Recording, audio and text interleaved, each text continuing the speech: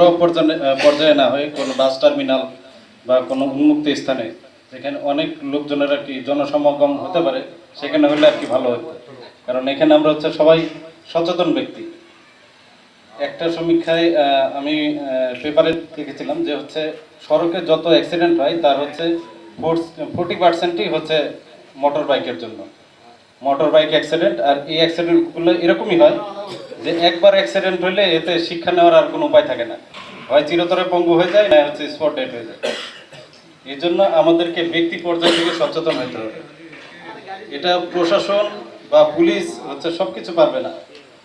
আমার ভাই আমার পরিবার কিভাবে ভালো থাকবে সেই দায়িত্ব আমাদের প্রত্যেকটা ইউনিট প্রত্যেকটা পরিবার থেকে নিতে হবে। আমি আমার সন্তানকে যে তাহলে এই সড়ক দুর্ঘটনা শূন্যের কোটায় নামিয়ে আনা কখনোই সম্ভব নয়।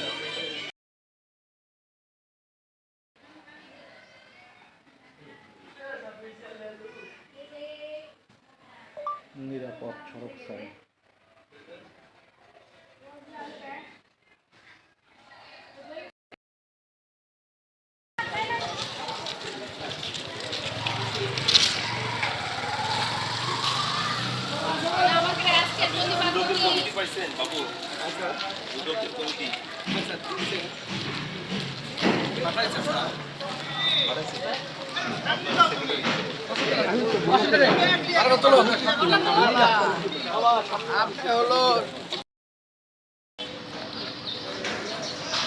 ভাই একটু না সাইড রে।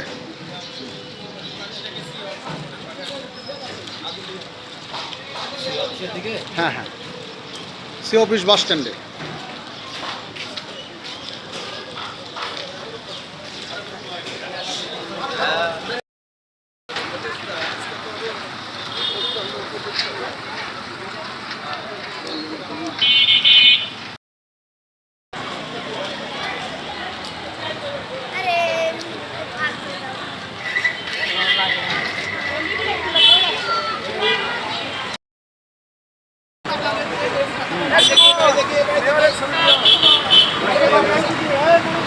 এদিকে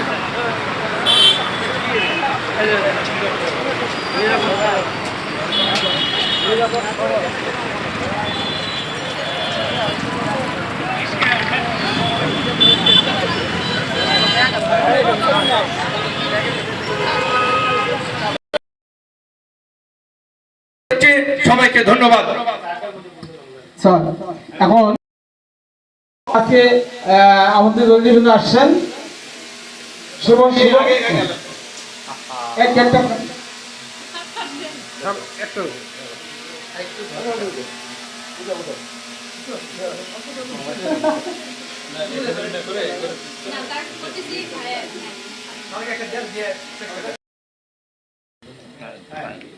ধন্যবাদ। মানে খুব বেশি দেওয়া লাগবে না, এক মিনিট সময় বেশি দেওয়া লাগবে, সময় বেশি হবে না ভাই। ধন্যবাদ। আজকের অনুষ্ঠানের প্রধান অতিথি হিসেবে যিনি রয়েছেন সুযোগ্য একজন অফিসার ভূমি সহ মঞ্চ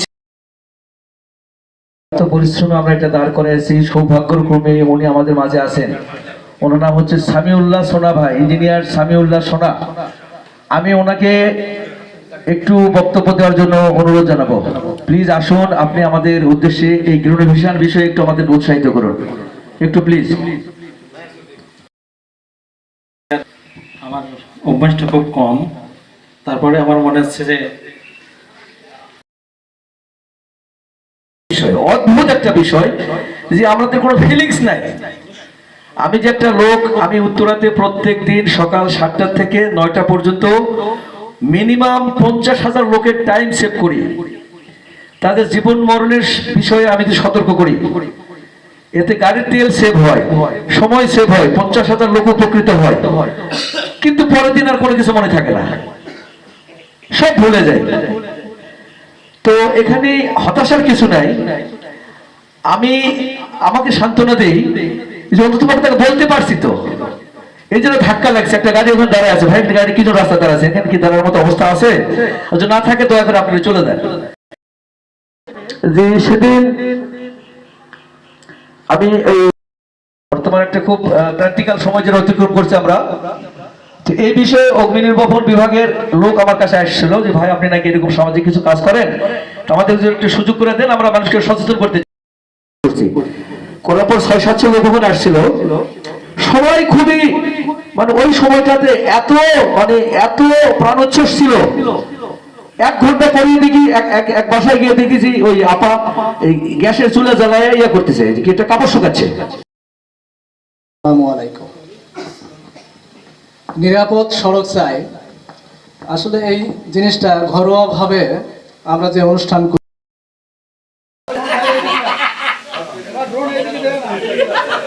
মিজানুর রহমান রাজা তিনি আজকে অনুষ্ঠানের শ্রদ্ধা স্যারকে বেশি খাওয়ালেন এবং নিজে খাচ্ছেন।